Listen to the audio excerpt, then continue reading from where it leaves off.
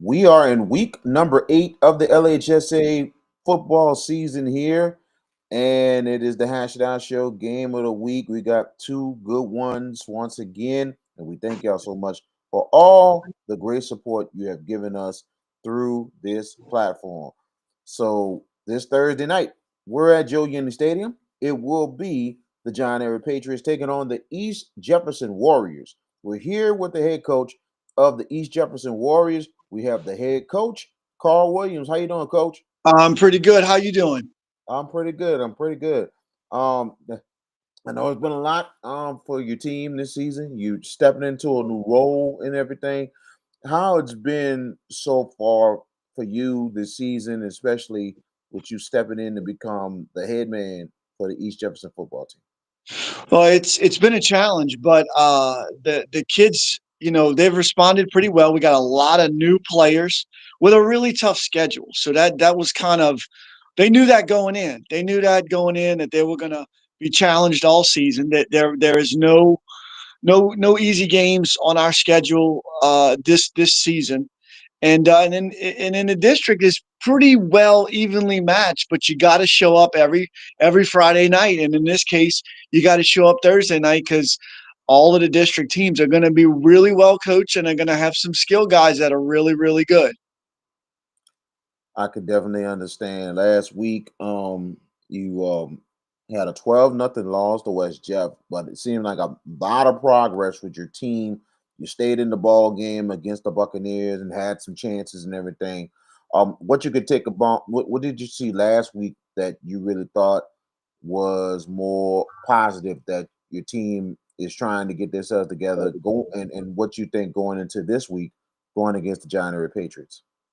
Right. So we basically, from watching film and talking to the team, it was the defense did what they were supposed to do against West Jeff. And we got to find the end zone on offense. And I think with the health of Curtis Johnson coming back this week, I think we might find that end zone multiple times to where we don't have to put so much stress on the defense to really stop people, where we can just kind of slow them down, get field goals, get punts, and turn that ball back over to our offense and give them more opportunities. And I think with Curtis coming back from his injury, he got knocked out in week 3 against South Plaquemine, and he was an integral part of the offense.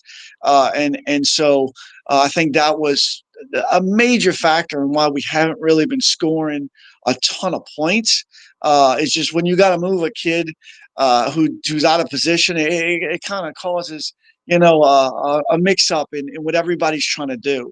And the guys that stepped in did a great job, but we really need to do a better job of complementary football to where the offense and the defense are complementing each other, where one group is just not on the field the whole time. And I think that's what we're working toward, and I think that's what's going to happen this week.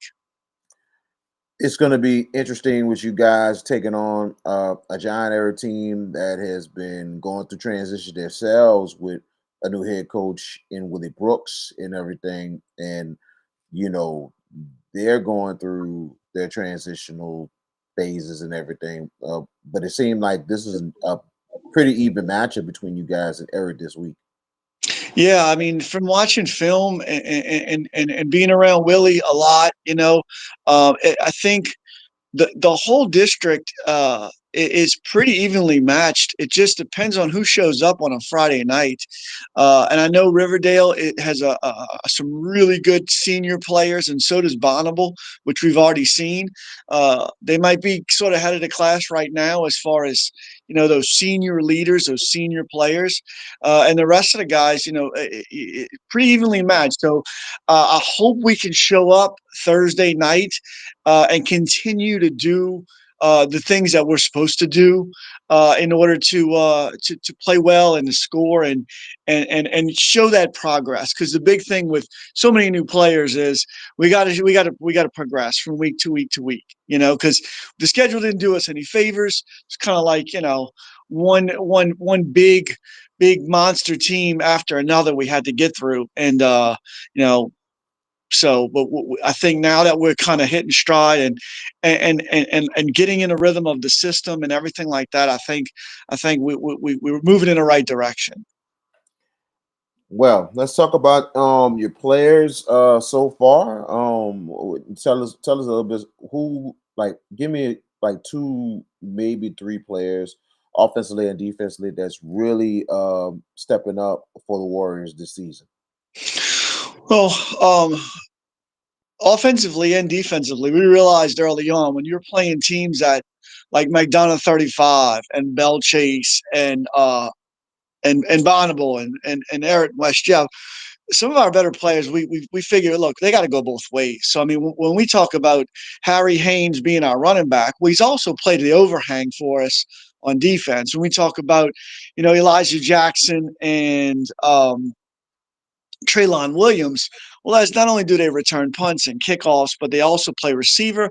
And then we moved them to safety and corner because I mean it's just we needed those matchups against the better players. So I think those three right now, those skill guys, have with the help of Lewis Kimball, who carries the rock for us as well on offense, and he also plays linebacker. Those four guys kind of touch the ball the most throughout the game. Traylon, Elijah, Harry, and Lewis. So I'd say those guys that really handle the ball for us are pretty integral, and then we have all those linemen. We've tried them at on the defensive side, but those offensive linemen are pretty good too, pretty stout. So they're all coming together as a unit. I know it's week 8, but when you got a new system, it's going to take a while.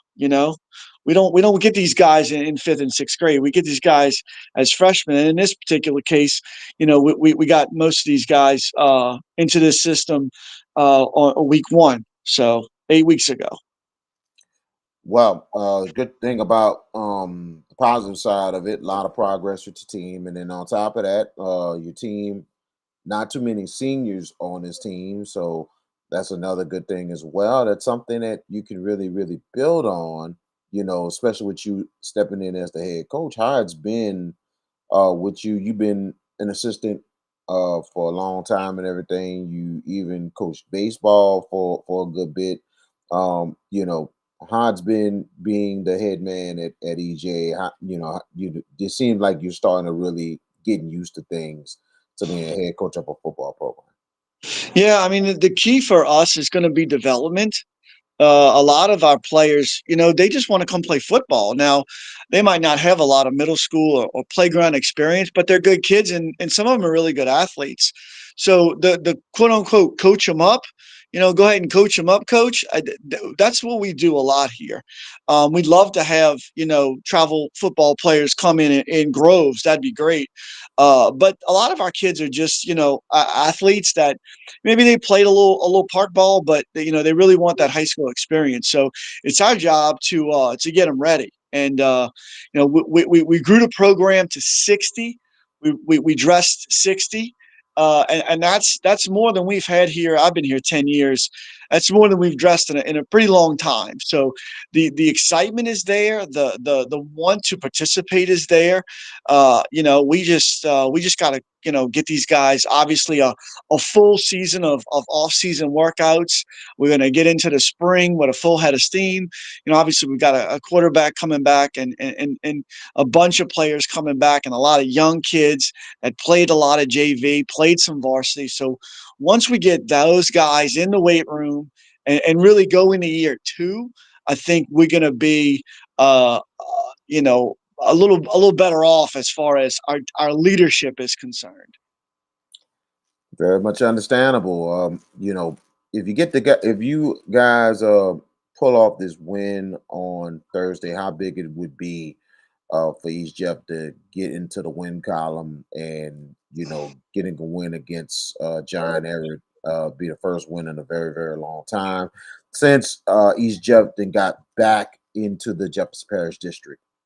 Yeah, so it would just validate all of our hard work. And I mean, before last year, because we beat Eric last year, we were undefeated district champions.